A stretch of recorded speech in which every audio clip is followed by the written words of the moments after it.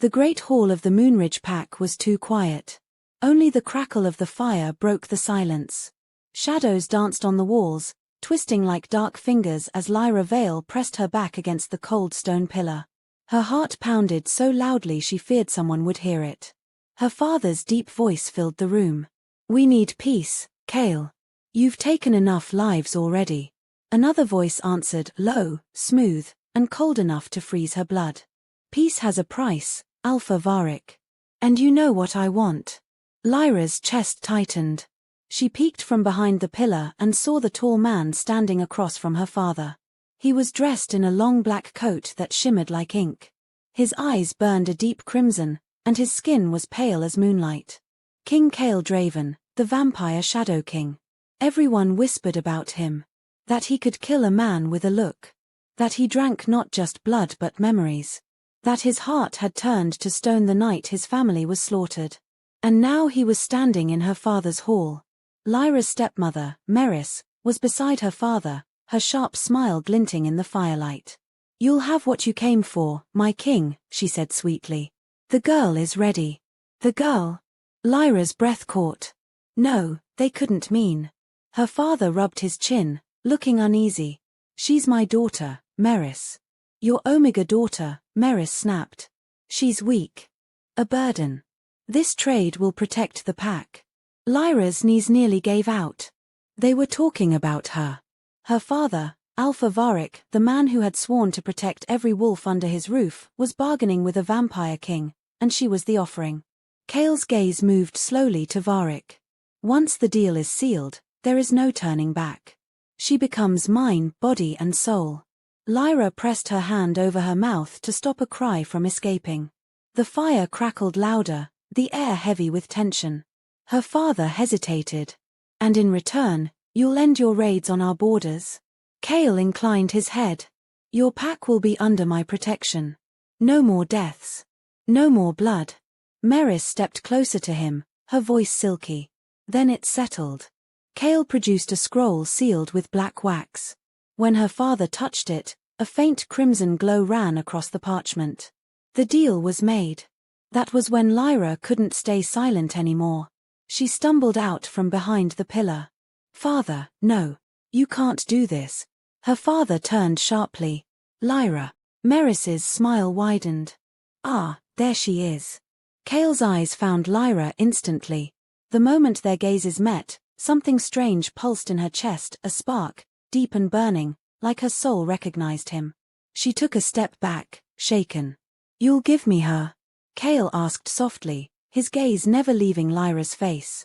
Alpha Varric clenched his jaw. "Yes. Father." Lyra shouted. "I'm not a thing to sell." Varric's eyes flickered with guilt but hardened. "This is for the good of the pack." "For your good, maybe," Lyra said, her voice trembling. "You care more about your throne than your own daughter." Merys's tone turned sharp. "Ungrateful girl, do you know what peace costs?" "Not me." Lyra snapped. "You can't just hand me over to a monster." Cale's voice cut through the argument like a blade. "Careful, little wolf," he said, stepping closer. "Monsters don't usually warn before they bite." Lyra's heart raced. His voice was smooth, dark, and strangely calm. "I won't go with you," she said, backing away. Cale tilted his head, his crimson eyes studying her like she was something rare. "You think you have a choice?" She didn't answer. Instead, she turned and bolted toward the door. "Lyra," her father shouted. But she didn't stop. She ran through the halls, tears blurring her vision. Her bare feet slapped against the stone floor until she burst into the courtyard. Cold night air hit her lungs. She kept running into the forest, past the border lights, into the darkness she knew so well. Branches tore at her skin. Wolves howled behind her, calling her name. But she didn't stop. If she could reach the river, she could hide until morning. Then, without warning, the forest went silent. Lyra slowed. Her breath came in gasps, mist curling from her lips. Something cold brushed the back of her neck.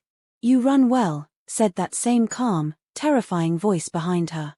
She spun around, and there he was. Cale Draven. Not even out of breath. "How," she whispered, stepping back. How did you? He smiled faintly. You forget who you're running from. Before she could move, he blurred faster than sight and caught her wrist. His touch was like ice and fire at once. Let me go, she cried, struggling. Defiant, he murmured, as if amused. I like that. Lyra kicked, but he didn't flinch. You're coming with me, little wolf. Her voice broke. Please, don't do this. For a brief second, his eyes softened. But it vanished as quickly as it came. He lifted her easily into his arms. Peace always has a price, he said quietly, and the world faded into darkness as she fainted. When Lyra woke, the air was colder, thicker. The steady creak of wheels told her she was in a carriage. The windows were fogged, the sky outside black as ink. She sat up sharply. Her wrists were free, but she wasn't alone. Across from her sat Cale, his crimson eyes glowing faintly in the dim light. His black coat framed him like shadows made flesh. He didn't look at her right away, just stared out the window as if deep in thought. Where are you taking me? She asked, her voice hoarse. He finally turned his gaze to her. Home. This isn't my home, she snapped. He studied her calmly. It will be. Lyra crossed her arms, glaring at him. You can't keep me like a pet. Cale's lips curved slightly. You have a spirit most Omegas lack. That's refreshing. I'm not here to entertain you, she said. I'll find a way out. His tone was almost amused. Many have tried to leave my lands. None have succeeded. Maybe they weren't me, she shot back. For a moment, silence hung between them. Then Cale leaned forward, resting his elbows on his knees. Tell me, Lyra Vale, did your father ever tell you why your pack truly fears mine? She frowned.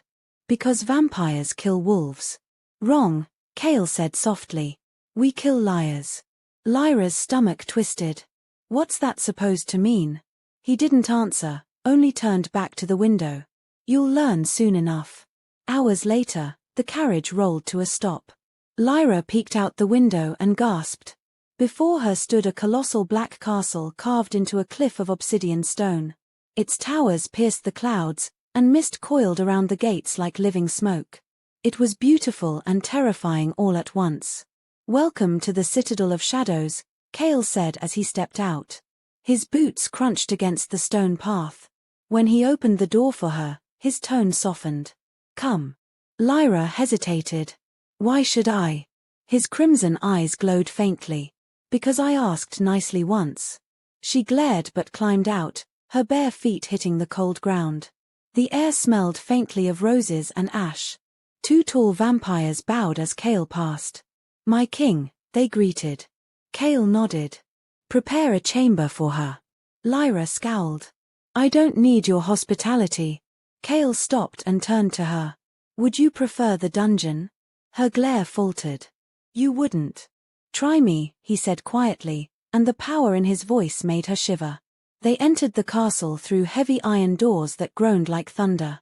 The hall beyond was lined with torches whose flames burned blue. Shadows clung to every surface. Shadows clung to every surface. The walls were carved with ancient runes that glowed faintly when Cale passed by. Servants hurried through the hall, their heads bowed. None dared to meet his eyes. Do they fear you? Lyra asked. As they should, Cale replied. Fear keeps them loyal. That's not loyalty, she muttered. That's control. Cale stopped walking and faced her fully. And what would you know of loyalty, daughter of Varric? Her breath caught. You know my father? I know the kind of man he is. Cale's tone darkened. You will, too. Before she could ask what he meant, a servant stumbled into their path. A tray of silver goblets crashed to the floor, spilling crimson liquid across the stone. The servant dropped to his knees, trembling. Forgive me, my king, please. Lyra flinched. She expected Cale to punish him. Instead, he stared down coldly and said, Clean it up. The servant scrambled to obey, hands shaking. Cale turned to Lyra. Mistakes are tolerated. Disrespect is not. You scare them, she said softly. He looked at her, and for a moment she thought she saw weariness in his eyes. They need fear to survive here. You would, too. He continued walking, and she followed, unsure why her heart was pounding for reasons other than fear. At the top of a marble staircase, Cale stopped in front of a tall wooden door carved with symbols that shimmered faintly in the torchlight. This will be your chamber. He opened it, and Lyra's eyes widened. The room was enormous, larger than the entire cottage she had grown up in. Velvet curtains framed tall windows that looked out over the misty forest below. A fireplace glowed softly, filling the space with golden light. A four-poster bed stood in the center, draped in dark silk. It was too much. Too beautiful. Too strange for a prison. Why? She asked quietly. Why give me all this? Cale met her gaze. Because you belong to me now, Lyra Vale. And I protect what's mine. Her chest tightened. I don't belong to anyone. Not yet, he said, and his voice carried something unreadable, something that made her stomach twist. He stepped aside and called to a maid. Bring her food. Clothes. Anything she asks for. Yes, my king, the maid said, keeping her eyes lowered. Cale turned back to Lyra. Rest. You'll need your strength. For what? She asked. For learning the truth, he replied, and then he was gone, leaving the faint scent of smoke and rain in his wake. That night, Lyra sat by the window, watching the mist curl around the forest below. She could still feel the echo of Cale's words in her chest. You belong to me. She hated how calm he had been. How easily he had said it. But even worse, she hated that a small, traitorous part of her couldn't stop thinking about his eyes, how they had softened when he'd said mine, like it wasn't a threat but a promise. Lyra clenched her fists. No, she whispered. I'll never be his. Still, when she finally lay on the bed, her thoughts refused to quiet. In her dreams, she saw crimson eyes in the dark, and heard a voice whisper her name like a vow. You can run from your pack, little wolf, but not from fate. And somewhere in the depths of the castle, the vampire king sat awake, staring into the fire, whispering the same words to himself. Lyra woke to the faint sound of bells echoing through the castle halls. For a moment, she forgot where she was. The soft sheets beneath her, the warm glow of the fire, the distant hum of wind against stone, it all felt like a dream. Then it hit her. The carriage. The vampire. The deal. Her father had sold her. She sat up sharply, clutching the blanket to her chest. The room was dim, the light from the fireplace flickering over walls carved with strange runes that shimmered faintly in the dark. It felt like the castle itself was breathing. A knock came at the door. Before she could answer, it opened. A young maid entered, eyes downcast. Good morning, my lady, she said quietly. The king asked me to bring you something to wear. Lyra blinked. I'm not your lady, she said flatly. The maid hesitated. You will be. Everyone says the king hasn't brought anyone here in centuries. I don't care what they say, Lyra snapped, throwing the blanket aside and standing. I'm leaving. The maid looked terrified. You can't. No one leaves the castle. The gates. Lyra didn't wait to hear the rest. She brushed past the maid and burst into the hallway. The corridor stretched endlessly, lined with black marble and blue flames that burned without heat. The air smelled faintly of metal and roses. It was beautiful but suffocating, like walking inside a heartbeat. She turned a corner and froze. 2 guards stood at the end of the hall, tall and silent, their armor glinting faintly in the torchlight. When they saw her, they straightened, crossing their arms. Go back to your chambers, my lady, one said. I'm not your lady, she shot back. Move aside. They didn't. Lyra's pulse quickened. She turned down another hallway, then another, running until her lungs burned. Finally, she found a narrow stone staircase spiraling downward. The air grew colder with every step. When she reached the bottom, she saw a faint light, an arched doorway that led to an open courtyard. Beyond it, she could see the fog-drenched forest. Freedom. Her heart raced. She pushed the heavy door open and stepped outside. Cold air hit her skin, sharp and clean. She took one step, then another, until she was halfway across the courtyard. Going somewhere? The voice came from the shadows beside the gate. Lyra froze. Cale stepped into the moonlight, his black coat fluttering slightly in the wind. His eyes glowed faintly red, but his expression was calm. Too calm. I said I won't stay here, Lyra said, her voice trembling but firm. Cale tilted his head. And I said you would. I don't belong to you, she snapped. He walked closer, slow and deliberate. You were traded to me. The pact was sealed in blood. That makes you mine by law. That law means nothing to me. Perhaps not, he said softly. But it means everything to your father. The mention of her father sent a bitter taste to her tongue. He's not my father anymore. Cale stopped in front of her, close enough for her to feel the cold energy radiating from him. You think running will save you? There are worse things in these woods than me. Lyra glared up at him. Then I'll take my chances. Without warning, she turned and sprinted toward the trees. For a few moments, it felt like she might actually escape. The ground was slick with dew, branches tearing at her hair and clothes. She could smell the pine and soil and freedom just ahead. Then everything went silent again. A blur of motion, a rush of wind, and Cale appeared in front of her, blocking her path. Lyra skidded to a stop. How are you doing that? She panted. His lips twitched faintly. You forget who you're running from. She growled, baring her teeth like the wolf she was. You can't keep me here. Cale moved faster than she could see. 1 second she was lunging toward him, the next he had her wrists pinned gently but firmly. Stop fighting me, he said quietly. Let me go, she shouted, twisting. You can't just take people like your father took my family, he interrupted. She froze, staring up at him. His voice had changed, no longer cold, but raw and full of something else. Pain. What are you talking about? She whispered. Cale's eyes glowed brighter. You'll know soon enough. He released her wrists slowly, as if testing whether she would run again. She didn't. She was too confused to move. Come back to the castle, he said finally. You'll freeze out here. Lyra's voice was quiet. Why do you care? He paused. Because I'm not as heartless as you think. Before she could respond, he turned and walked toward the gate.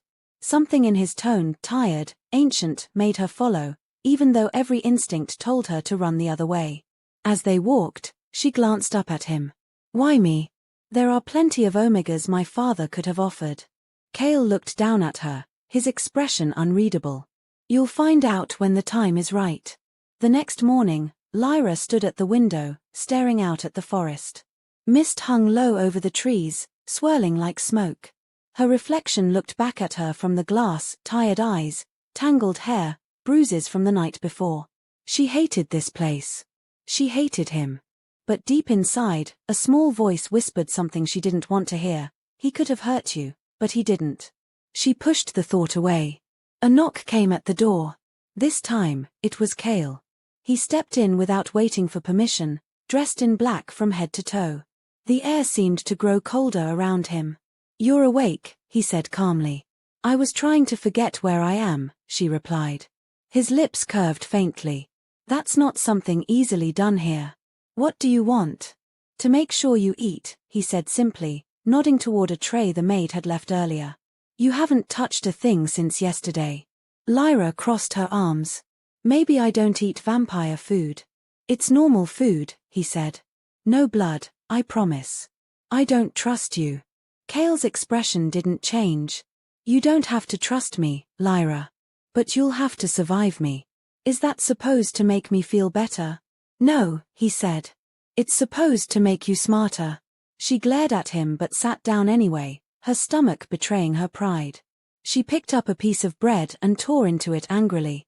Cale watched her for a moment, his gaze unreadable. You remind me of someone. She looked up warily. Who? He turned toward the window, his voice quieter. Someone who also thought they could outrun fate. Lyra didn't respond. The way he said it made her chest tighten. Why did you save me yesterday? She asked finally. You could have let me go. Cale turned, his crimson eyes catching the light. Because I don't waste what I've claimed. Her hands clenched. I'm not a thing. I didn't say you were. Then what am I to you? For a long moment, he didn't answer. Then he said softly, a mystery. Lyra's heart thudded. She looked away quickly. That's not an answer. It's the only one I have for now. He walked toward the door, his voice low. Get dressed. I'll show you the castle. It's better than sitting here plotting escape routes. She glared at his back. How do you know I was? I know everything that happens in my walls, he said without turning. The halls of the castle were silent as they walked. Every surface glowed faintly with silver veins that pulsed like light beneath the stone. Lyra's curiosity fought her fear. How old is this place? She asked. Older than your pack, Cale replied. Older than most of your kind. She frowned. So you built it? He smiled faintly. No. My ancestors did. I was born here. She stopped walking. You were born? I thought vampires were made. Most are, he said. But royal bloodlines are born. We're different. Lyra studied him, unsure whether to believe him. Different how? Cale's gaze flicked toward her. We feel more. Hurt more. Love harder. Hate deeper. There was so much weight in his words that Lyra didn't know what to say. They entered the great hall again, where torches flickered blue along the walls. In the center stood a long table, covered with maps and letters sealed in red wax. Cale gestured toward the windows. Look. Outside, the view stretched across the valley. She could see the faint glimmer of her pack's lands far in the distance. Lyra's heart twisted. That's my home. Cale's tone was unreadable. Was. She turned sharply. You don't get to say that. He faced her, his eyes darkening. Your father gave you away, Lyra. You think he'll risk angering me by coming for you? She opened her mouth but couldn't find the words. He doesn't care, Cale said softly. He never did. That's not true, she said weakly. He stepped closer. Then why hasn't he come for you? Lyra felt her throat tighten. She turned away, blinking back tears. You don't know him. Cale's voice was quiet now. I know him better than you think. She turned back, confused and angry. What do you mean? But Cale didn't answer. His gaze drifted toward the horizon, his jaw tightening. For a moment, she saw something human in his eyes, pain, loss, maybe even guilt. Forget it, he said finally. You'll know soon enough. Lyra clenched her fists. I'm tired of you saying that. And I'm tired of repeating it, he replied evenly. She took a step closer. You act like you're doing me a favor keeping me here. But you're just another kind of cage. Cale's gaze locked on hers. Maybe. But I'm the only cage keeping you alive. The words hit her like a slap. He turned and walked toward the doors. Dinner will be sent to your room. Try not to starve yourself again. She wanted to yell at him, to tell him she wasn't afraid.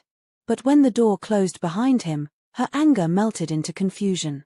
Because underneath all his coldness, there had been something else in his voice. Something that sounded a lot like care. That night, Lyra couldn't sleep. She sat by the fireplace, staring into the flames. Every time she closed her eyes, she saw her father's face, and Cale's. Two men, one who gave her away without hesitation, and one who refused to let her die, even when he had every reason to. She didn't understand him. She didn't understand herself.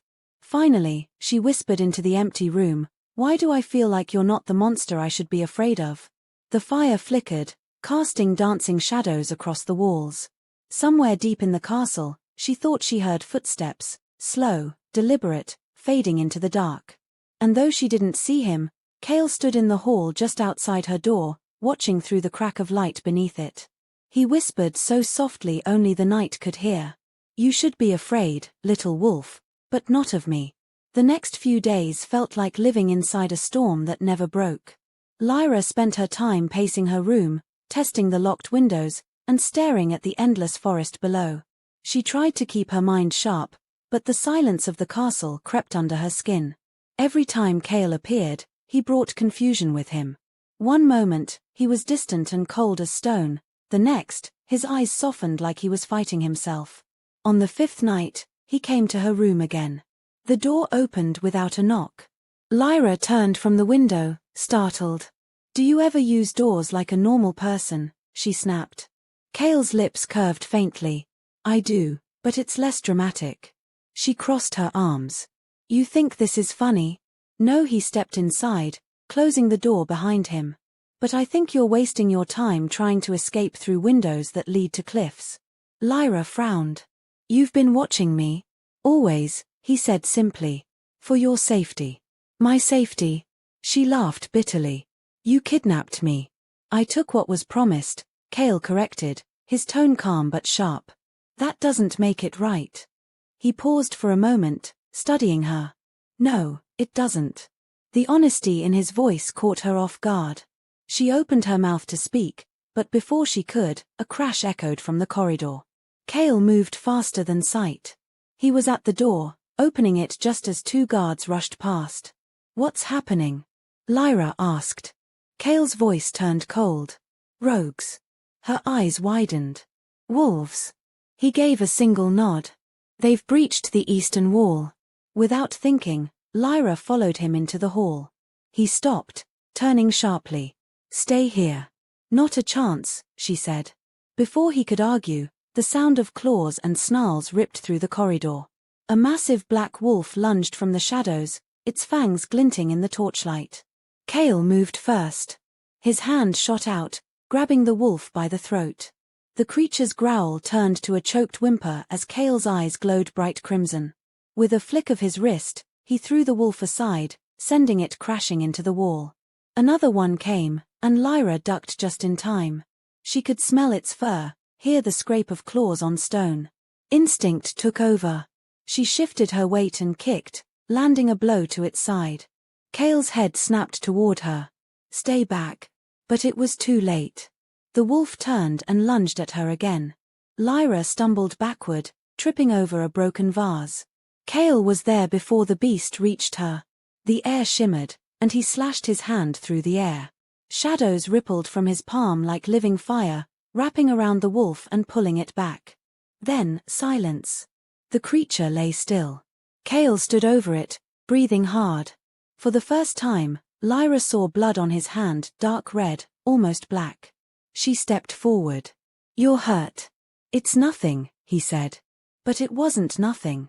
The wound on his palm was deep, blood seeping between his fingers. Without thinking, she reached for him.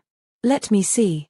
He hesitated but didn't pull away as she took his hand gently. The touch sent a strange warmth through her body. She looked down and gasped.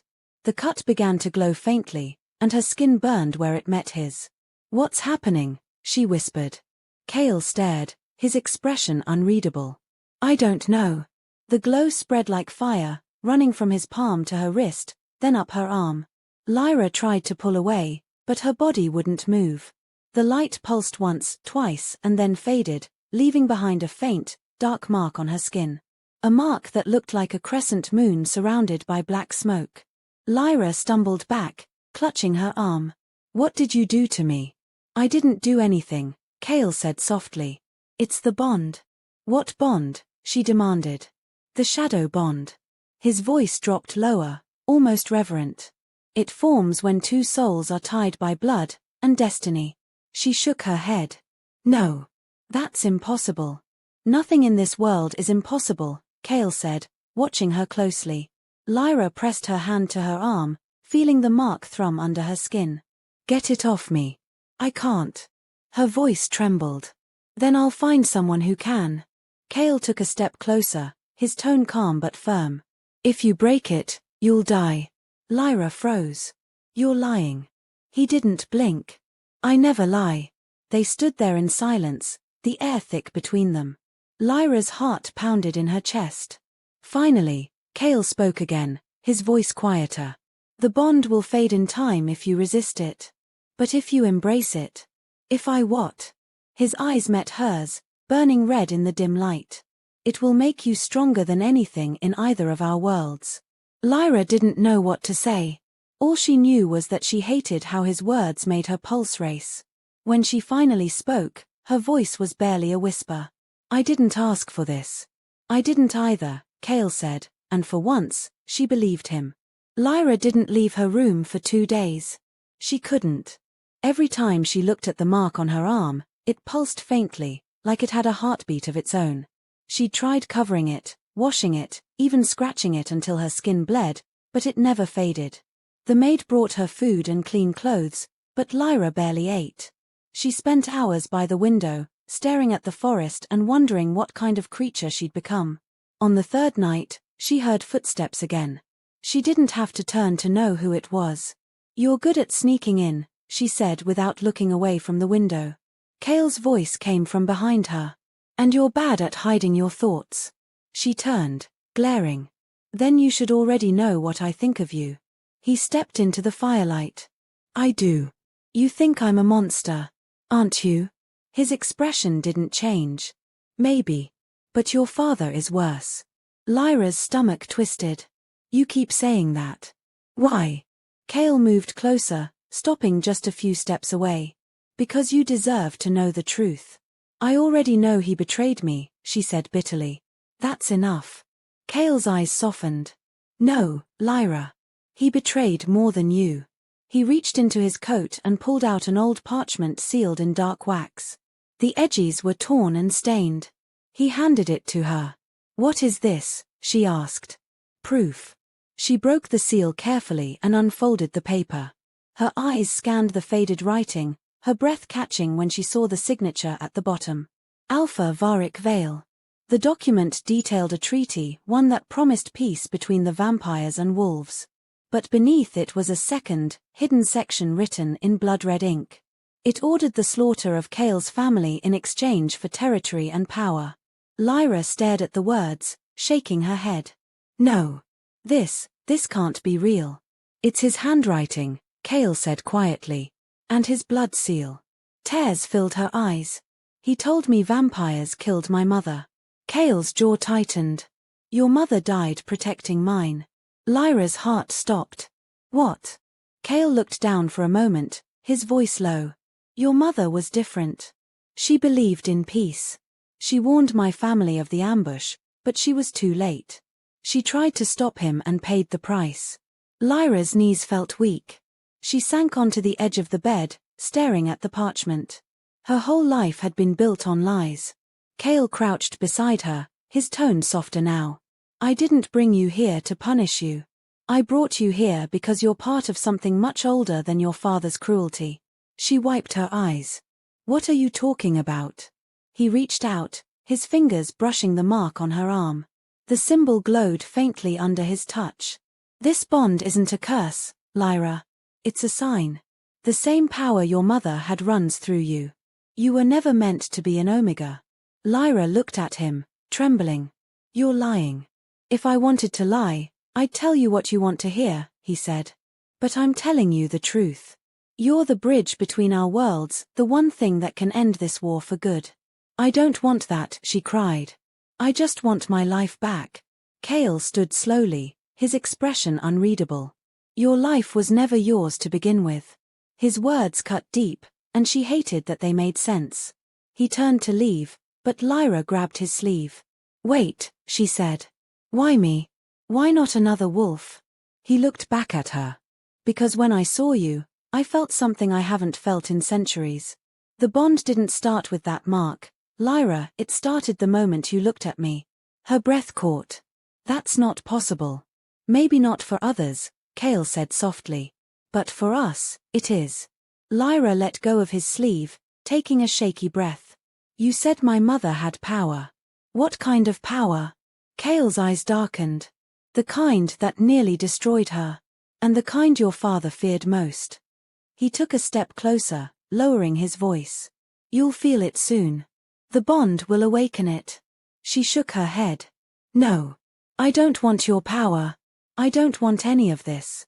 He looked at her for a long moment, then said quietly, "You won't have a choice." And then he was gone, leaving her standing in the flickering firelight, her arm burning with the faint glow of the mark. Lyra sank to her knees, her voice breaking. "What are you turning me into?" The wind outside howled in answer, and deep within the castle, something ancient stirred, something that had been waiting for her all along. That night, Lyra dreamed of a woman standing in a field of blood-red roses. Her mother. She held out a hand and whispered, "The bond isn't a chain, my child. It's a key. When Lyra woke, her arm was glowing again, brighter than before, and in her chest, her heart beat in time with another, steady, powerful, eternal. Somewhere in the castle, Cale felt it too. He looked toward her room and whispered, "It's begun." The night after the dream, Lyra woke to the sound of thunder rolling across the valley.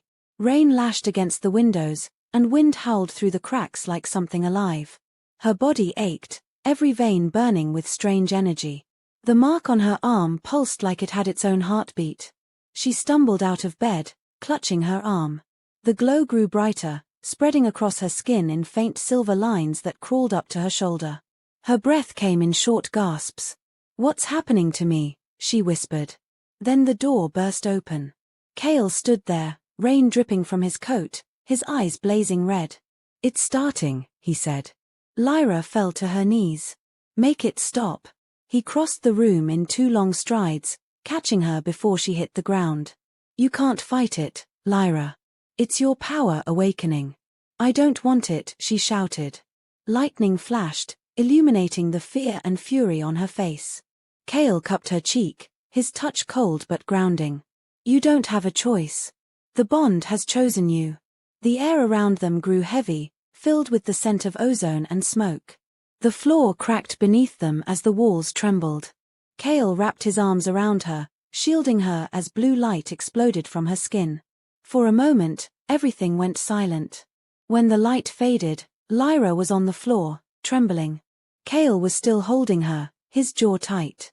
The glow on her arm had dimmed, replaced by faint, glowing veins that pulsed like liquid silver. She looked up at him, terrified. "What did I do?" Cale's voice was steady but low. "You didn't destroy anything yet.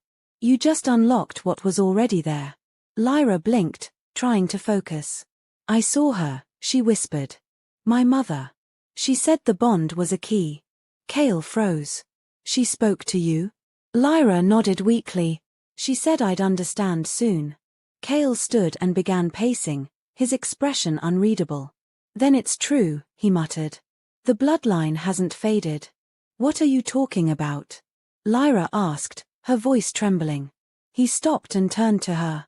"Your mother wasn't just a wolf. She was something more, half shadow, half light. That's why your father feared her. That's why he made the deal with me." Lyra frowned.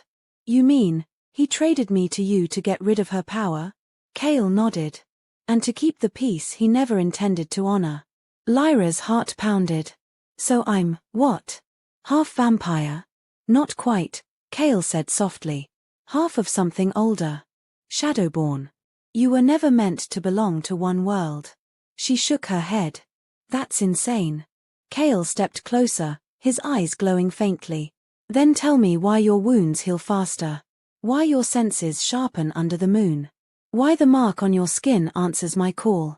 She opened her mouth but couldn't speak. He was right. Every word was true. Cale knelt in front of her, his voice softer now. "The power inside you is ancient, Lyra. It can heal or destroy, depending on which side you let it feed. And if I can't control it..." He looked into her eyes. "Then it will control you." A tear slipped down her cheek. "Why me? Why any of this?" Cale's expression softened. "Because fate isn't fair. And because your mother believed that one day, someone like you would save both our worlds from the war your father started." Lyra laughed bitterly. "Save them? I can't even save myself." Cale brushed a strand of hair from her face. "You can. You just don't believe it yet." She looked at him, and for the first time, she saw something in his eyes that wasn't cold or cruel. It was sorrow. "Rest," he said quietly. "You'll need your strength." But as he turned to leave, she reached out and caught his hand. "Don't go," she whispered. "Please." Cale froze. The storm outside thundered, wind rattling the windows. Slowly, he turned back to her. "If I stay, you'll regret it." "Maybe," she said. "But right now, I don't care." He hesitated, then sat beside her on the bed. The fire crackled softly, filling the silence. For the first time, Lyra didn't feel like she was trapped in the castle. For the first time, she felt safe. When her eyes finally closed, Cale sat beside her until dawn, his gaze fixed on the flickering fire. "You were never meant to be mine," he whispered. "But I can't let you go." Lyra woke late the next morning, sunlight spilling through the curtains. Her body felt lighter, stronger. But something inside her was different, her senses sharper, her heartbeat calmer yet more powerful. She stood and stretched, glancing at her arm. The mark still glowed faintly, but now it shimmered like molten silver. The door opened, and a servant entered with a tray of food. "Breakfast, my lady," she said, setting it down quickly before hurrying out. Lyra frowned. Everyone in this castle treated her like a queen or a curse. She didn't know which. A few minutes later, Cale appeared in the doorway. His eyes scanned her quickly, like he was checking for signs of damage. "How do you feel?" he asked. "Like I've been struck by lightning," she muttered. He smiled faintly. "Then it worked." "What worked?" He stepped into the room. "Your awakening. You survived it." Lyra blinked. "Survived? Most don't," Cale said simply. "The power either bends to your will or burns you from the inside out." Lyra swallowed hard. "Comforting." Cale ignored the sarcasm. "Now we train." "Train? You'll learn to control what's inside you," he said. "If you don't, it'll consume you and maybe everything else." Lyra sighed. "You just can't let me rest, can you?" Cale's lips curved. "You've had enough rest. Come." They went to the courtyard, where rain still dripped from the stone arches. The air was cool, thick with mist. Cale stood a few paces away from her. "Close your eyes," he said. Lyra hesitated. "Why?" "Because if you don't trust me, this won't work." She sighed but did as he said. "Now," Cale continued, his voice steady and low, "focus on your heartbeat. Feel the mark on your skin. It's connected to the energy inside you." Lyra frowned. "And what do I do with it?" "Command it. Shape it." She tried, but nothing happened. "I don't feel anything." Cale's tone softened. "You're trying too hard. Let it come to you." Lyra took a slow breath, letting the sound of rain and wind fade into the background. Slowly, warmth bloomed in her chest. The mark on her arm began to pulse again. "I feel it," she whispered. "Good," Cale said. "Now open your eyes." When she did, faint tendrils of silver light were swirling around her fingers like smoke. Her breath caught. "I'm doing this." Cale nodded. "Yes. But keep it steady." Lyra tried to hold the light, but it flickered. Suddenly, the glow surged too fast. The air around her rippled with power, and the stones beneath her feet cracked. Cale moved forward instantly, catching her wrist. "Focus. Don't let it control you." "I can't." "Yes, you can." His voice cut through her panic, sharp and commanding. "Breathe, Lyra. You're stronger than this." She met his gaze, forcing herself to calm down. The wild energy slowly stilled, the light fading back into her skin. Cale didn't release her hand. "Better," he said quietly. Lyra exhaled shakily. "That was terrifying." He smirked. "Then you're learning. Is this how you teach? Nearly explode your students?" He chuckled, the sound low and rare. "You're alive, aren't you?" She rolled her eyes, but a smile tugged at her lips. As they walked back inside, she glanced at him. "What happens if I master this?" Cale's expression darkened. "Then you'll be the most powerful creature this world has seen in centuries. And if I fail? Then I'll have to kill you." Lyra stopped in her tracks. "What?" Cale's eyes met hers, deadly serious. "If your power loses control, it won't just destroy you, it'll tear through everything in its path. I won't let that happen." She stared at him, heart pounding. "You'd kill me. If it meant saving thousands, yes," he said quietly. "But I don't plan to let it come to that." For a long moment, neither spoke. The rain outside grew louder, echoing in the silence. Finally, Lyra said, "You're the worst teacher I've ever had." Cale's lips twitched. "And you're the most stubborn student." They walked in silence for a while, but beneath her frustration, Lyra felt something shift. The fear she'd once felt around Cale was fading, replaced by something warmer, something she didn't want to name. That night, as she lay in bed, Her mind replayed every moment of their training, the way he'd steadied her hand, the way his voice had softened when she panicked. For the first time, she wondered if maybe the monster she'd feared wasn't Cale at all, but the part of herself she was just beginning to uncover. And somewhere deep in the castle, Cale stood on the balcony overlooking the storm, whispering to the wind. If she masters her power, she'll save us all. But if she fails, she'll end me first. The days that followed blurred together like fragments of a dream Lyra couldn't quite wake from. She trained with Cale every morning and every night. Sometimes it was simple, controlling small threads of shadow that twisted between her fingers like smoke. Other times, it was terrifying, summoning the ancient power buried inside her blood. Every time she used it, it felt easier. Every time she looked at him, it felt harder to hate him. That evening, the air was cold and heavy. The moon hung low, its pale light spilling into the grand hall where Cale waited. Lyra entered quietly, her boots echoing on the stone floor. "You wanted to see me?" she asked. Cale stood by the fireplace, staring into the flames. "You've grown stronger," he said without turning. "Faster than I expected."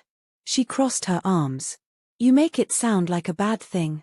"It's not," he said. "But power draws attention. Someone knows you're here." Lyra frowned. "Who?" Cale finally turned. His eyes burned red in the firelight. "Your father." Her breath caught. He knows I'm alive." Cale nodded. "His sent word. He wants to meet." Lyra felt her chest tighten. "After selling me? Why now?" Cale's voice was calm, but his jaw was tense. "Because he's losing control of his pack. They're turning against him. He wants to use you to save himself." Lyra shook her head in disbelief. "And you're just telling me this now?" "I wanted to be sure," Cale said. "He sent a messenger, but I had him detained." "You what?" "He was a spy," Cale said simply. "And a coward. He carried a poisoned blade." Lyra stared at him. "You think my father would kill his own daughter?" Cale finished. "He's done worse." Lyra's throat tightened. "You can't just decide these things for me. I deserve to face him." Cale stepped closer. "You'll get your chance. But not yet. You're not ready." She met his gaze, unflinching. "I'm not your prisoner anymore, Cale." "No," he said softly, "you're something far more dangerous." Lyra looked away, heat rising in her chest. "You're afraid of me." Cale's voice was low, almost a whisper. "I'm afraid for you." The silence between them thickened. The fire cracked, throwing shadows across his face. "Finally," Lyra said, "you keep talking like you care. But everything you've done has been about control." Cale took a slow breath. "You think I wanted this bond? That I wanted you tied to me, didn't you?" she asked bitterly. He looked at her, then really looked. For a moment, the mask dropped. "No," he said quietly. "I wanted to hate you." The words hit her like a punch. "Then why don't you?" He moved closer until he was only a step away. "Because every time I see you, I see her." "Her?" Lyra whispered. "Your mother," Cale said, his voice breaking for the first time. "She saved me once, long before you were born. I owed her a debt I could never repay. And now, here you are. Her eyes. Her strength. Her fire." Lyra's heart hammered. "You knew her?" Cale nodded. "She was the only light in a world full of darkness. When she died, I thought everything good had died with her." He looked down at his hands, flexing them as if remembering something painful. "But then I found you." Lyra didn't know what to say. Her chest felt heavy with 1,000 emotions, grief, anger, confusion, and something deeper she didn't want to name. Finally, she asked, "Is that why you took me?" "Because of her." Cale met her eyes. "At first, yes. But now," he stopped himself. Lyra stepped closer, her voice barely a whisper. "Now what?" His gaze dropped to her lips, then back to her eyes. "Now I don't know who's saving who anymore." Before she could respond, the sound of a bell echoed through the hall. Cale's expression darkened instantly. "What's happening?" Lyra asked. He turned toward the doors. "The border wards. Someone's here." Minutes later, Cale and Lyra stood at the northern gate. The wind whipped through the courtyard, carrying the scent of blood and smoke. A group of vampires knelt before Kale, their armor scorched from battle. One of them, a tall soldier with silver hair, spoke quickly. "My king, the wolves attacked our patrol. They bore the Veil crest." Lyra's heart dropped. "My father's soldiers." Kale's jaw clenched. "He's testing us." Lyra stepped forward. "Let me talk to them. Maybe they'll listen." "No," Kale interrupted sharply. "He's using you as bait." She turned to him, her voice rising. "You can't keep me locked away while my father starts a war." Kale's voice turned cold. "If I let you go now, you'll walk straight into his trap. And I won't lose you, Lyra." The words made her freeze. "I won't lose you." For a moment, neither moved. The tension between them felt like a blade balanced on air. Finally, Lyra said quietly, "You can't protect me forever." Kale's gaze softened. "Watch me." That night, the castle felt different. The air was thick with danger. Kale stood alone on the balcony, watching lightning streak across the horizon where the wolflands lay. His mind was at war with itself. He wanted to protect her, but part of him knew the truth: she was never meant to be caged. Behind him, he heard soft footsteps. "Lyra. You're still awake," she said gently. He didn't turn. "So are you." She stepped closer, the wind tugging at her hair. "You think this war can be stopped?" Kale's jaw tightened. "It can, if you live long enough to end it." Lyra came to stand beside him. "You sound like you've already given up." He looked at her then, his expression dark but honest. "I gave up centuries ago. You're the first reason I've had not to." Lyra's heart skipped. She didn't know what to do with that. So she said the only thing that came to mind. "You're terrible at comforting people." A faint smile tugged at his lips. "You're impossible to comfort." They stood in silence, the storm raging below them, until finally, Lyra whispered, "What if I fail, Kale?" He looked at her, his voice quiet but certain. "Then I'll fall with you." Chapter 10, The War Call. The next morning came with the sound of horns. Lyra bolted upright in bed as bells rang across the castle. The air smelled of smoke. She threw on her cloak and ran into the hall. Soldiers rushed past her, weapons drawn. "What's happening?" she called. "Wolves breached the outer gates," one shouted before disappearing around the corner. Her blood turned cold. "No!" She sprinted down the corridor, her bare feet pounding against the floor until she reached the courtyard. Flames licked the stone walls, and the ground shook with the roar of battle. Kale was already there, sword in hand, his black coat swirling around him like living shadow. His movements were fluid, deadly, beautiful. Lyra froze, watching him cut through attackers with precision and fury. A wolf lunged at him from the side, but Lyra reacted before she could think. She raised her hand, and a burst of silver light shot from her palm, throwing the creature back. Kale turned, his eyes flashing red when he saw her. "Lyra, get inside."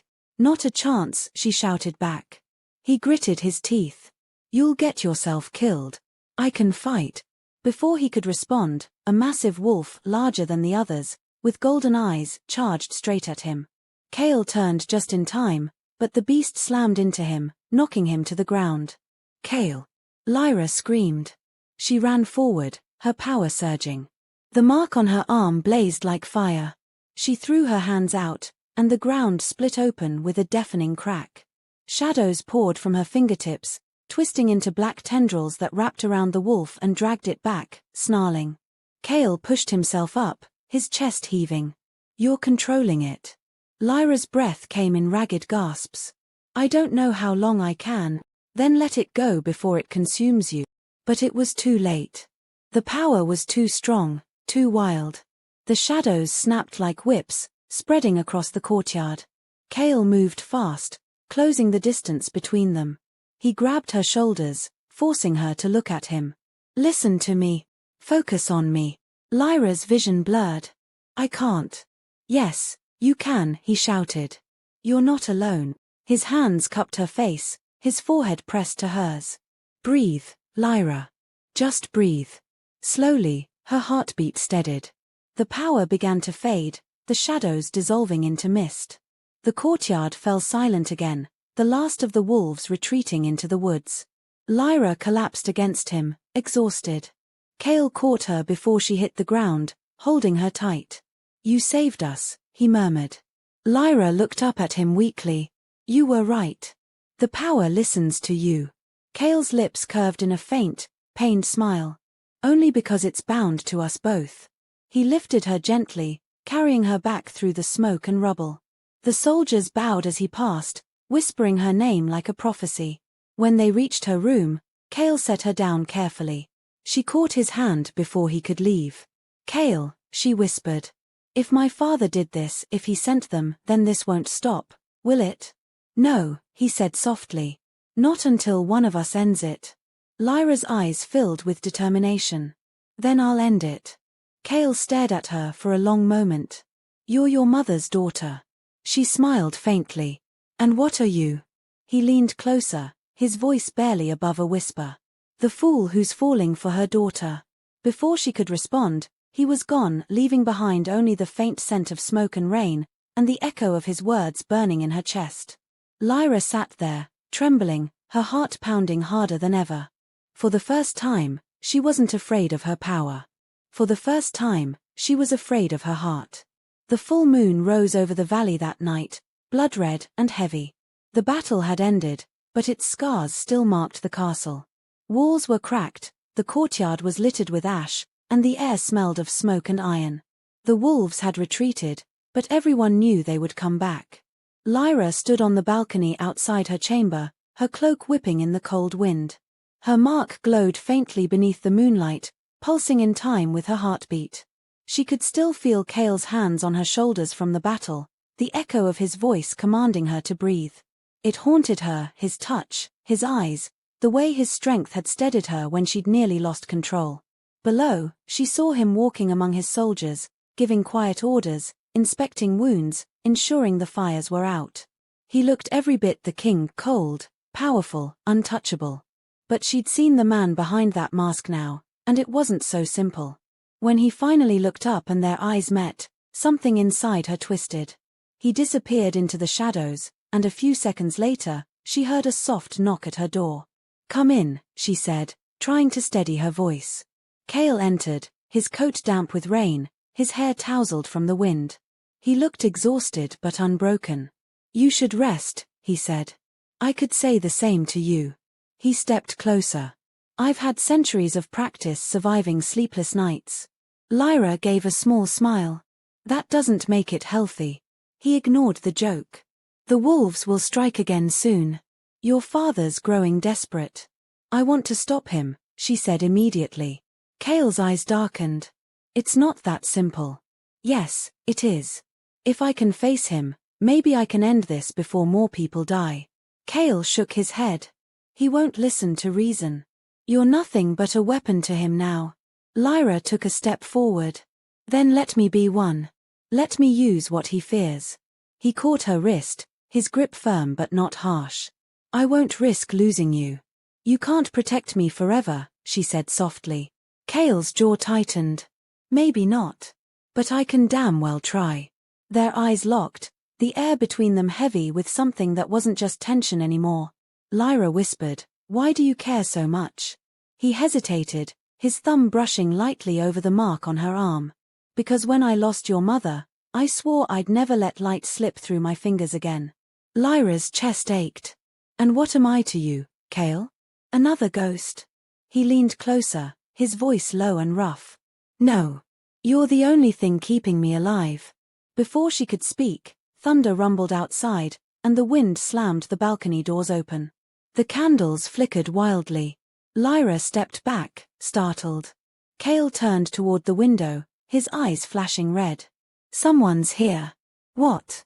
"Not a wolf," he murmured. "Something else." The torches along the hall outside flared suddenly and went out, plunging the castle into darkness. Cale drew his blade instantly. "Stay behind me." But before Lyra could move, the air shimmered and a shadow stepped out of nothing. It was tall, cloaked in black, its eyes glowing like molten gold. Lyra's breath caught. "What is that?" Cale's voice was a growl. An ancient. A messenger of the council. The figure's voice was cold, echoing like wind through a tomb. Kale Draven. You've broken the pact. You've bonded with a wolf. Lyra's heart pounded. The council, she whispered. You mean? The vampire elders, Kale said, his voice sharp. They rule our kind. The figure tilted its head. Your bloodline is tainted now, Shadow King. The bond must be broken. Kale moved in front of Lyra. If you touch her, I'll tear your heart out. The creature's golden eyes narrowed. You defy us, Kale? I protect what's mine. The air crackled with power. The figure lifted a hand, and shadows rippled toward them like a living storm. Kale moved fast, drawing on his own power, his eyes burning crimson. The two forces clashed in a burst of light that shook the walls. Lyra fell to her knees, covering her head as the explosion of energy ripped through the room. When the light faded, Kale stood bleeding but unbroken, the ancient kneeling before him, hissing in pain. Kale's voice was low and deadly. Tell your council if they want a war, they'll get one. The creature dissolved into mist, its voice fading. You've doomed us all. When silence returned, Kale dropped his sword and turned toward Lyra. Blood ran down his arm, staining his sleeve.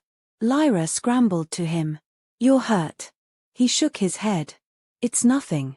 She pressed her hand against the wound, her mark glowing faintly. The bleeding stopped instantly. Kale froze. You healed me. Lyra's eyes widened. I didn't even mean to. He looked at her, awe and fear mingling in his gaze. Your power is growing faster than I thought. What happens now? She whispered. Kale's expression hardened. Now the council knows. And they'll come for both of us. The next morning, the castle was alive with preparation.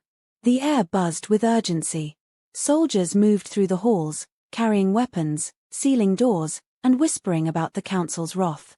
Lyra watched from the balcony as Kale gave orders in the courtyard.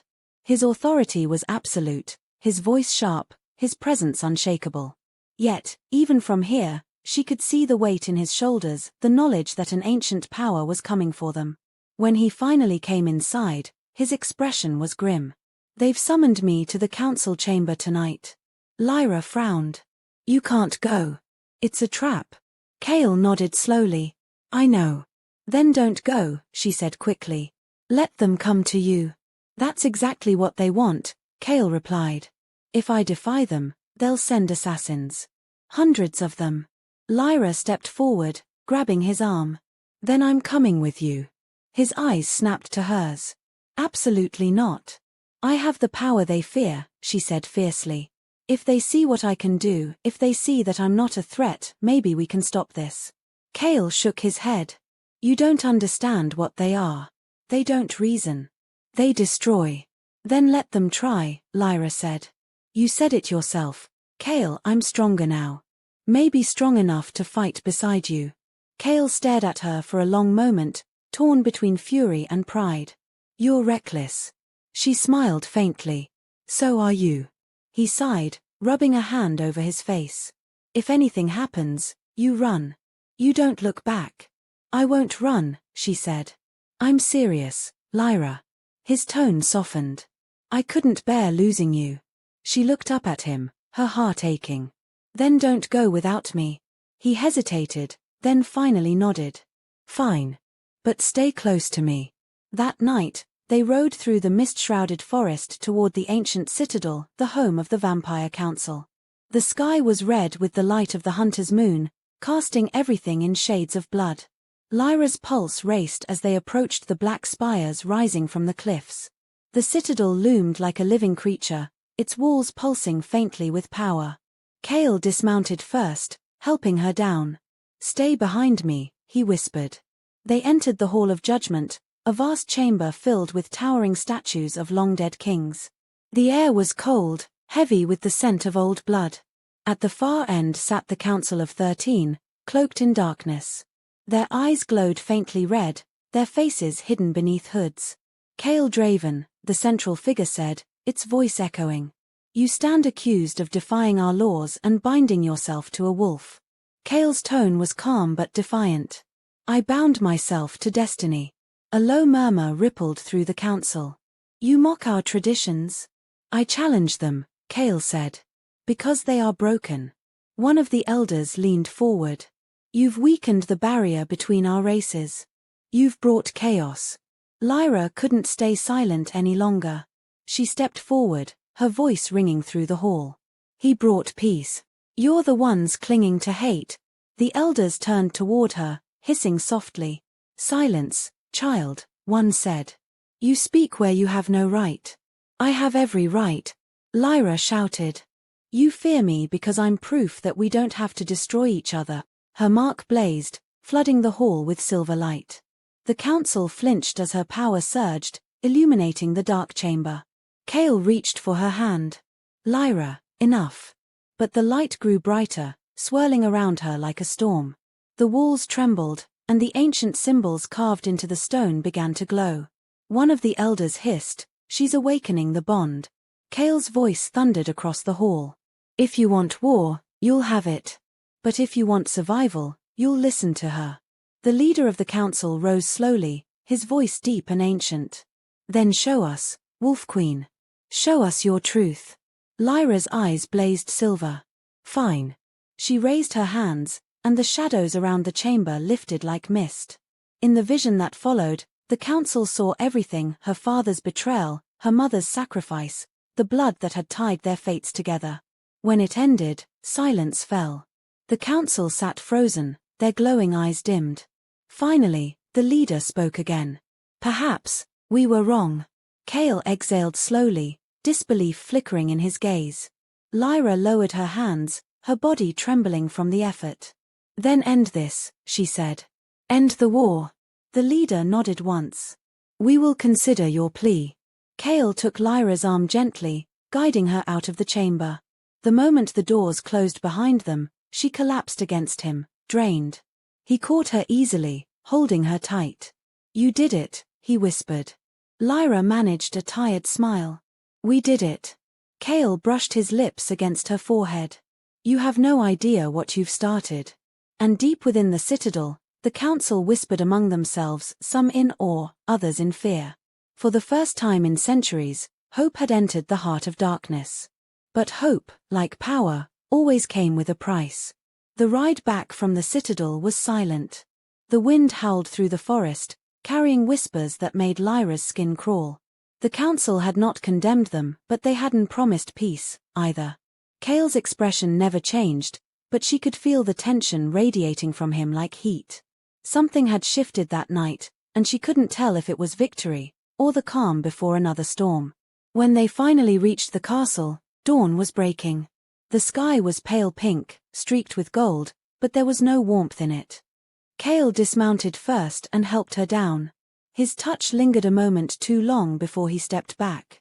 You need rest, he said. So do you, Lyra replied. He gave a tired half-smile. Kings don't rest. Not when the world is watching. Lyra hesitated, wanting to say more, but before she could, one of his soldiers ran up, breathless. My king, urgent news from the border. Kale's eyes darkened. Speak. The Veil Pack has moved their armies. They're marching here. Lyra's stomach dropped. No, she whispered. Kale's jaw clenched.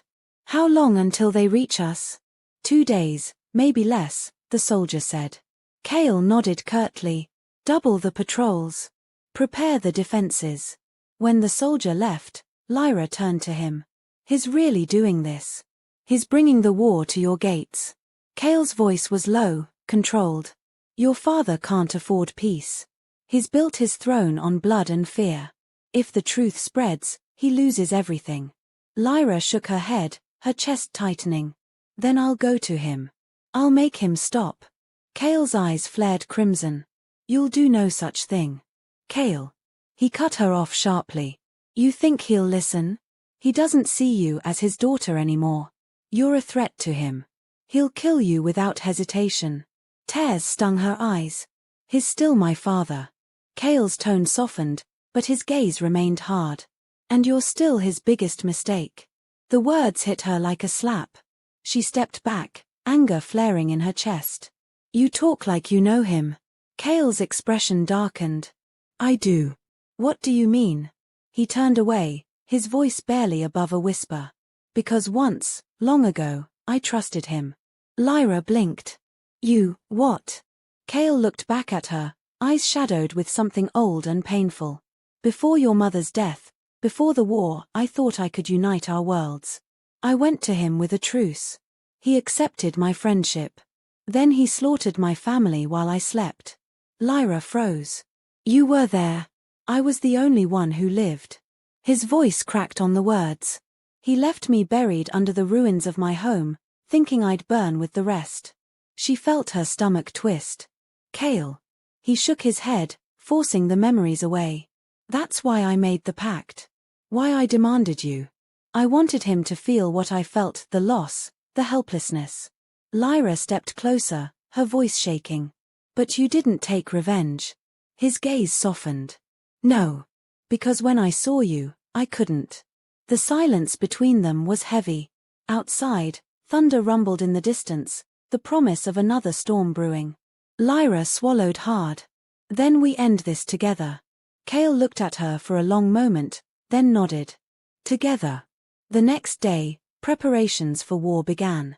The courtyard echoed with the clang of weapons, the low murmur of soldiers readying for battle. Lyra trained until her arms ached, her magic weaving like silver smoke through the air. Cale watched from the shadows, silent and unreadable.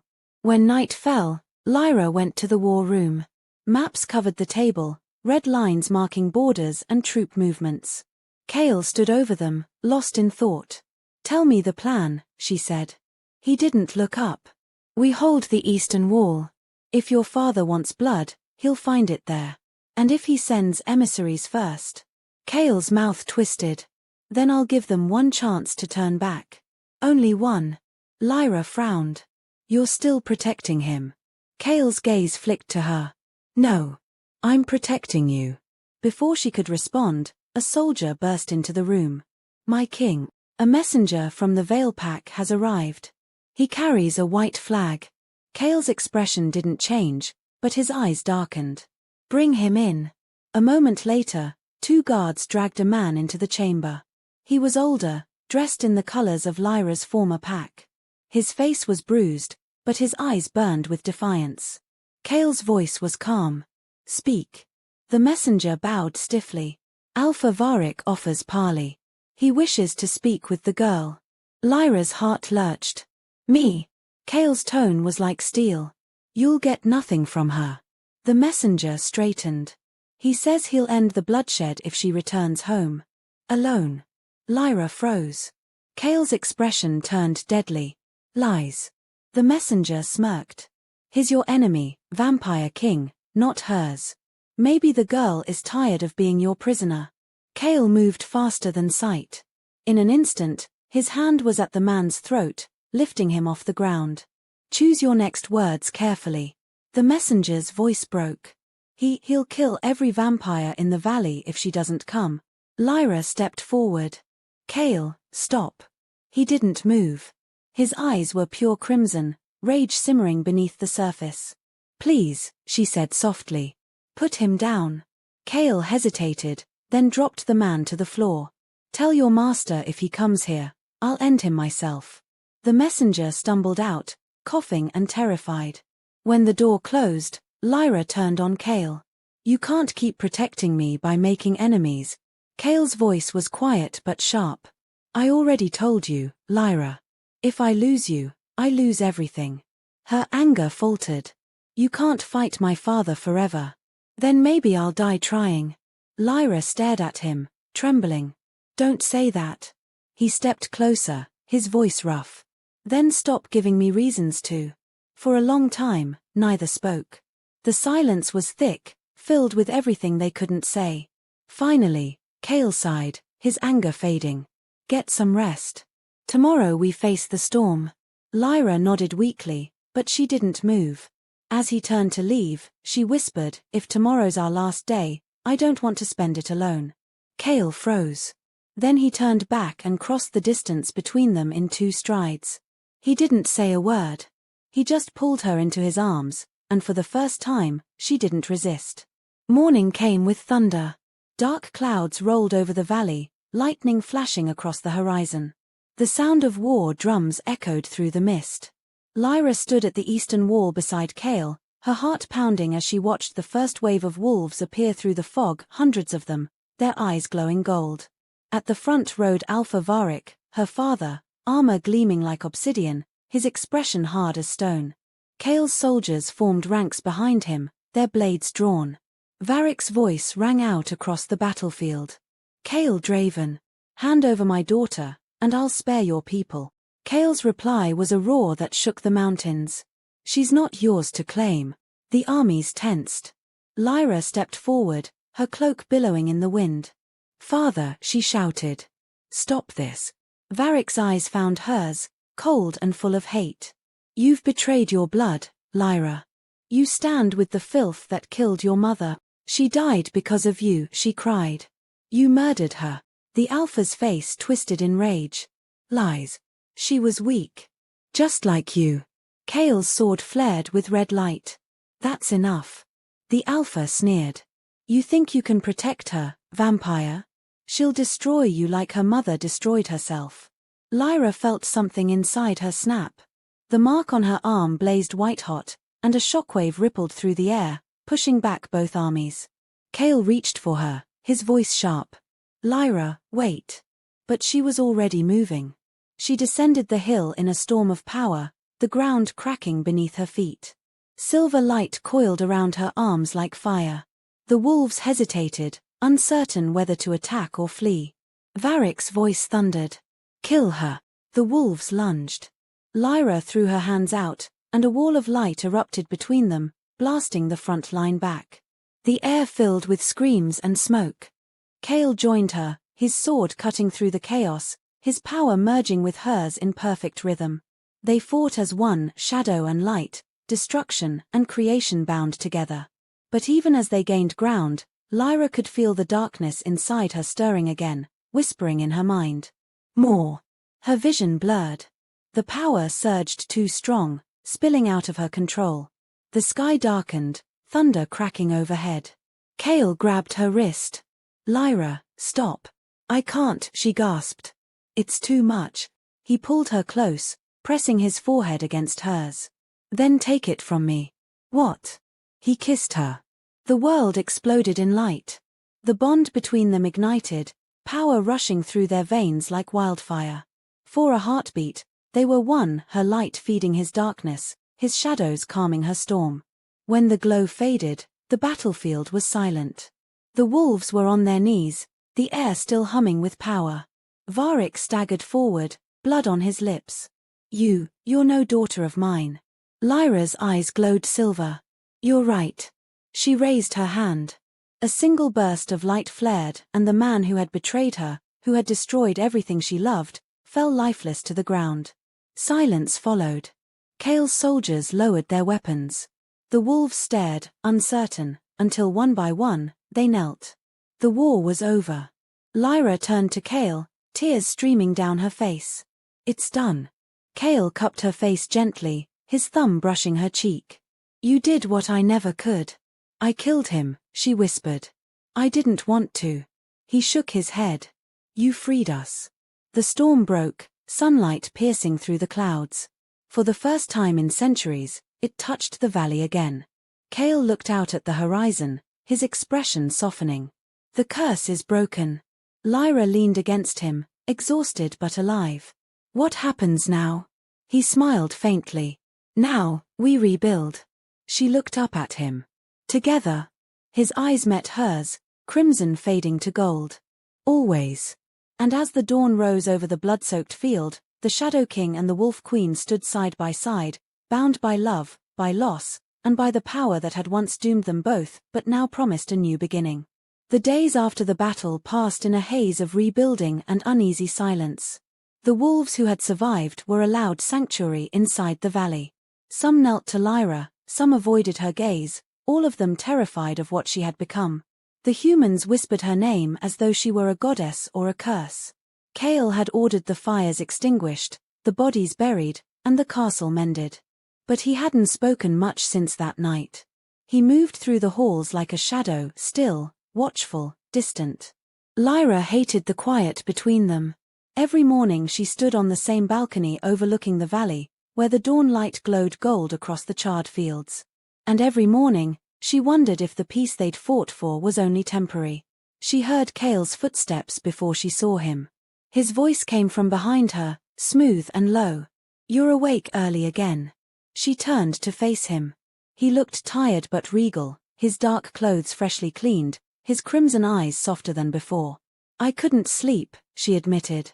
"The nightmares. More like the memories." She looked back toward the horizon. "I killed my father." Cale stepped closer. "He would have killed you, Lyra." "I know," she whispered. "But that doesn't make it easier." For a moment, neither spoke. Then Cale said quietly, "When I killed for the first time, I didn't sleep for a century." She gave him a faint smile. "That's comforting." "I didn't say you should try it," he said dryly. She laughed softly, then grew serious again. "They look at me like I'm something else now. Not a wolf, not a vampire. Something in between." Cale's expression darkened. "You're not something in between.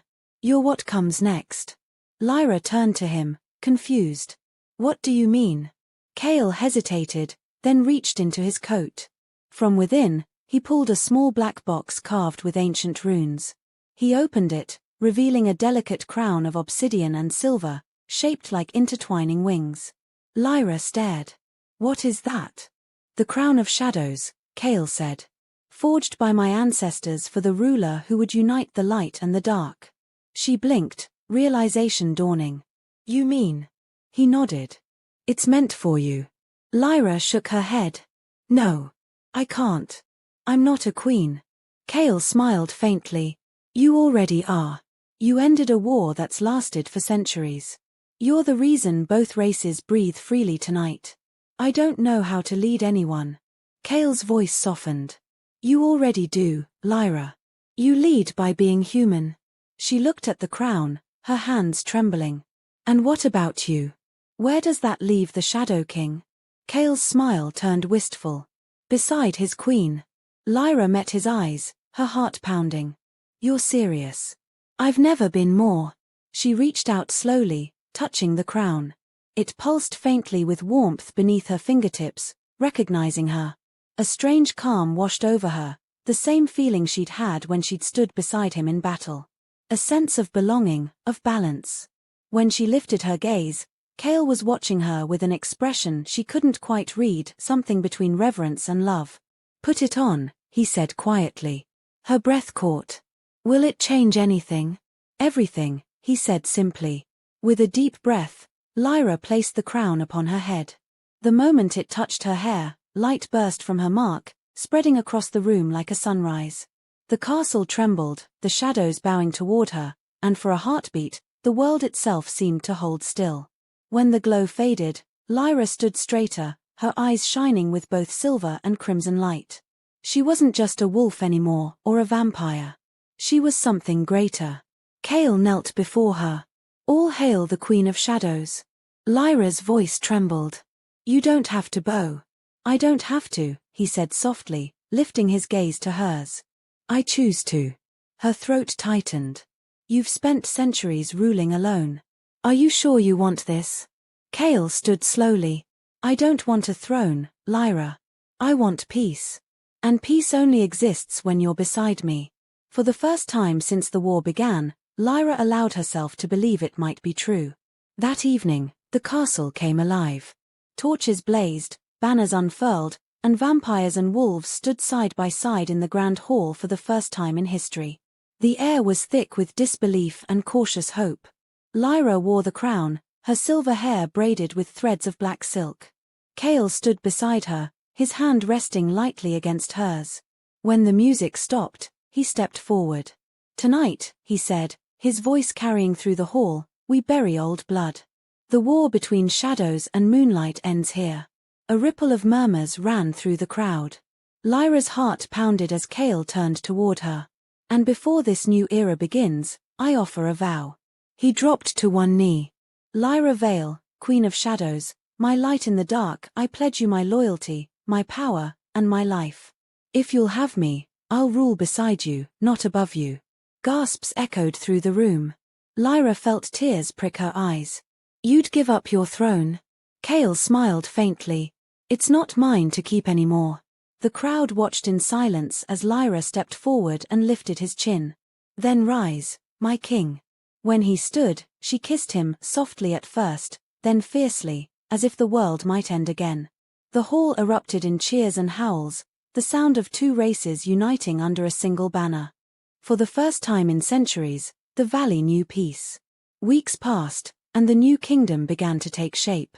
Lyra spent her days meeting with the wolves, calming their fears, and her nights in council with Cale, drafting new laws that joined both races under one rule. The change wasn't easy. Some vampires refused to bow to a wolf-born queen.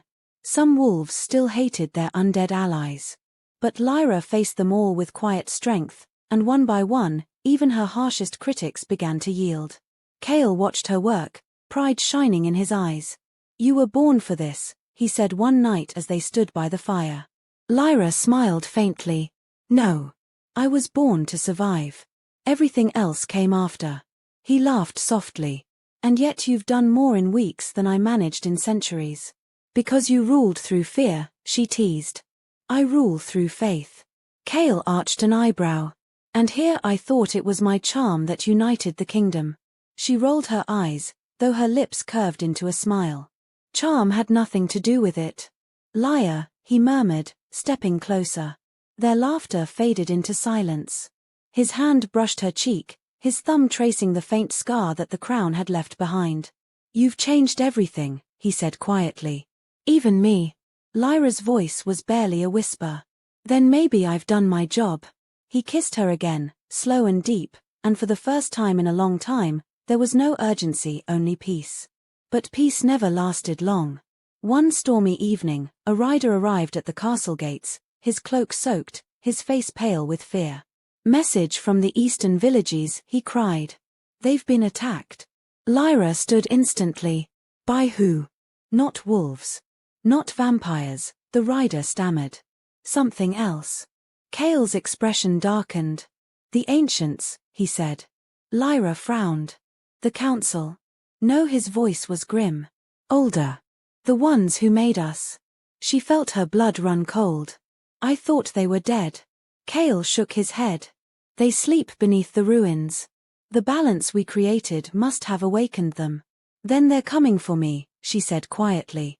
For us, Cale corrected. The bond threatens their order. They'll see us as a disease to be wiped out.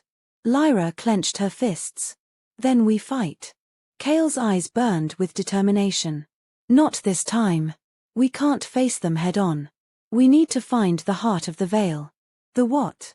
The source of their power, he said. Your mother once searched for it.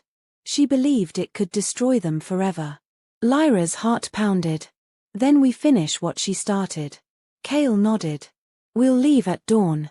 That night, as Lyra prepared for the journey, she stood before the mirror, her reflection haloed in the soft glow of her mark. The crown gleamed on her head, but her eyes looked different, wiser, stronger, and filled with something new. Cale entered quietly. You don't have to come, she said without turning. He smiled faintly. You'd never forgive me if I didn't. She turned to him, her gaze steady. We might not come back. Then we'll make sure the world remembers why we left. Lyra stepped forward, resting her forehead against his chest. Whatever happens tomorrow, thank you. For what? For finding me, she whispered. Cale's hand tightened around hers. You were never lost, Lyra. You were just waiting for the world to see you. The wind howled outside, rattling the windows, but inside, the fire burned bright. The Queen of Shadows and the King of Night stood together one last time before dawn, ready to face the darkness that had created them both. And as the first light touched the valley, they rode out side by side, two halves of a single flame, bound by blood, by love, and by fate. The war was over, but their legend had only just begun. The journey east took them through lands untouched by sunlight. The forest grew darker the farther they rode, the trees twisting into gnarled shapes, their branches dripping with mist. Every sound echoed, every whisper of wind carried a warning. Cale rode ahead, his crimson eyes glowing faintly in the gloom. Lyra followed close behind, her cloak pulled tight around her shoulders. Though the forest was silent, she could feel it watching them. "How far?" she asked quietly. Cale's voice was low. "2 more days, if we keep moving." Lyra nodded, though her heart was uneasy. "You said the ancients were the ones who created vampires. Why would they wake now?" "They feed on imbalance," Cale said. "Our bond, your crown, shifted the scales. They can feel it, and they fear what we've become." Lyra frowned. "Then they'll come for me first." Cale's tone hardened. "They'll have to go through me." For a moment, neither spoke. The path narrowed, forcing their horses to walk side by side. The silence between them wasn't awkward, it was heavy, full of the things they hadn't said since the war. Finally, Lyra broke it. "Do you ever regret any of this?" Cale glanced at her. "Regret saving you? Regret everything. The war, the bond, what it cost." He looked forward again. "No. Because everything I've done, every mistake I've made, led me to you." Lyra's throat tightened. "You sound too sure. I've had centuries to learn what matters." She smiled faintly. "And what's that?" He turned his head just enough for their eyes to meet. "You." The simplicity of it broke something inside her. She looked away, pretending to focus on the road, but her pulse thundered in her chest. As night fell, they made camp near an abandoned temple swallowed by vines. Cale lit a small fire, though the air was so thick with magic that even the flames burned blue. Lyra knelt beside him. "You think this is one of their shrines?" Cale nodded. "The ancients built temples wherever the veil between worlds was thin. The heart should be somewhere near." Lyra studied the carvings etched into the temple's stone. They depicted creatures, half human, half shadow, with eyes like stars and crowns made of flame. She traced one with her fingertips. "They look like us." Cale looked up sharply. "Don't touch." Too late. The stone flared under her hand, symbols lighting up across the wall. The ground trembled. Lyra stumbled back as the air split open with a sound like shattering glass. A beam of light shot skyward, revealing a staircase spiraling down into the earth. Cale's hand went to his sword. "It's open." Lyra swallowed hard. "Then we found it." The stairs led into darkness so deep it felt alive. The air grew colder with every step, thick with old energy. At the bottom, they entered a vast chamber glowing faintly with silver mist. At its center hovered a crystal heart, massive, suspended in midair, beating with slow, thunderous rhythm. Each pulse sent ripples of light through the walls, like veins beneath skin. Lyra's breath caught. "It's beautiful." Cale's voice was grim. "And deadly. That's the heart of the veil. The source of their power." As they stepped closer, shadows began to stir along the edges of the room. Forms emerged from the mist, pale, tall figures with hollow eyes. The ancients. One of them spoke, its voice like wind across stone. "You should not be here." Cale stepped in front of Lyra, sword drawn. "We're here to end this." The creature's gaze shifted to Lyra. "The queen of light and shadow. You are the reason the veil weakens." Lyra raised her chin. "Then I'll be the reason it holds." "You cannot control what you are," it hissed. "You are chaos made flesh." Cale's blade gleamed. "She's balance, not chaos." The ancients laughed, a sound like thunder and screams. "Balance does not exist. Only dominance." They surged forward. Cale met them head-on, his sword flashing crimson as he cut through shadow after shadow. Lyra joined him, her mark blazing, silver light exploding from her hands. Every strike sent shockwaves through the chamber. The crystal heart pulsed faster, responding to the chaos around it. The floor cracked beneath their feet.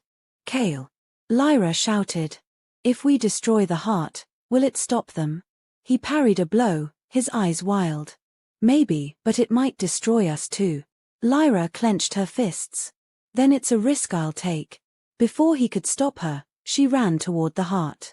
The ancients screamed, their forms twisting, reaching for her. Cale roared, tearing through them, his power burning brighter than ever. "Lyra." She reached the crystal and pressed her hands to its surface. Pain shot through her body. Every nerve lit up, her blood turning to fire. "Lyra, stop!" Cale shouted, grabbing her arm. The heart's light spread up her arms, wrapping around them both. She gasped, her body convulsing. "It's calling to me." Cale's eyes widened. "You are the veil." And then the world exploded. Light and shadow collided in a storm that shook the mountains. The heart shattered, its pieces scattering like stars. The ancients screamed as they dissolved into ash, their power torn apart by the blast. When the light faded, the chamber was silent. The heart was gone. Cale lay beside Lyra, his hand still gripping hers. She stirred weakly, her mark glowing faintly. "Did it work?" she whispered. Cale's voice was rough. "Yes, but you're bleeding." She looked down. Her veins glowed faintly silver. "It took something from me." Cale pulled her close, his hand trembling against her back. "You gave too much." She smiled weakly. "I'm still here, aren't I?" He met her gaze, and for once, the fear in his eyes was plain. For how long? They rested until dawn, the ruins silent around them. When the first rays of sunlight broke through the cracks in the ceiling, Lyra stood. The world outside looked different. The sky was clear for the first time in centuries. The air was warm, alive. Cale joined her, his expression unreadable. "It's over." Lyra turned to him, her voice soft. "No. It's just beginning." He frowned. "What do you mean?" She lifted her hand. The mark on her arm had changed, no longer silver, but pure white. "The veil is gone. I can feel everything now. The world, the balance, the life in it. I'm part of it." Cale's face went pale. "That much power will destroy you." Lyra shook her head. "Not if I learn to control it." He stepped closer, his voice breaking. "You've already given enough. Let me protect you now." Lyra reached up, touching his cheek. "You already have. But this is mine to finish." He closed his eyes, his hand covering hers. "Then I'll walk with you to the end." And as the dawn spread across the horizon, the Queen of Shadows and the King of Night began the final march toward whatever destiny awaited them. They returned to the valley 2 days later. The people gathered as they rode through the gates, wolves, vampires, and humans alike. Whispers rippled through the crowd. They bowed as Lyra passed, some touching their hearts, others dropping to their knees. She had become more than queen now, she was legend. Cale dismounted and offered her his hand. "They look at you like a goddess," he murmured. Lyra smiled faintly. "Let's hope they remember I'm still human." He helped her down, his hand lingering in hers. "Barely." She laughed softly. "You say that like it's a bad thing." "It's terrifying," he said quietly. "Because I know one day, they'll worship you. And I'll still just love you." Lyra's heart ached. "You think love is small compared to worship?" Cale looked into her eyes. "No. I think love is the only thing that keeps gods from becoming monsters." Before she could answer, a deep rumble echoed through the valley. The air shimmered, the sky darkening. Cale turned sharply. "The balance." Lyra nodded, eyes wide. "It's collapsing." The destruction of the heart had freed the world, but it had also unbound the forces that held darkness in check. The ground split open, rivers of light and shadow twisting together. Lyra grabbed Cale's hand. "We have to stabilize it." He looked at her, fear and determination warring in his eyes. "If you try, it'll kill you. Then help me make sure it doesn't." They ran to the cliffs overlooking the valley. Lyra raised her hands, the white glow from her mark flaring brighter than ever. The air crackled with power. Cale stepped behind her, wrapping his arms around her waist, lending her his strength. Together, they channeled their bond, their magic intertwining. The storm screamed around them, tearing at the earth. Lyra's hair whipped in the wind, her skin glowing with silver fire. "Cale," she gasped. "If this doesn't work." He pressed his forehead to hers. "Then we'll fall together." The light surged, swallowing them whole. For a moment, there was nothing but silence. Then, slowly, the wind calmed. The earth stilled. The sky cleared. When the light faded, Cale stood alone on the cliff, holding Lyra in his arms. She was unconscious, her body limp but glowing faintly. "Lyra," he whispered. "Wake up." Her eyelids fluttered. Did it work? He looked around, awe in his voice. Look. Below them, the valley had changed. Green fields stretched as far as the eye could see. The trees glowed with life. The rivers shimmered silver under the sun. Lyra smiled weakly. "It's beautiful." Cale's throat tightened. "You did it." She looked up at him, eyes soft. "We did it." He kissed her forehead gently. "Rest now, my queen." As she closed her eyes, he held her close, feeling the steady beat of her heart against his chest. The world was reborn, light and dark in perfect harmony.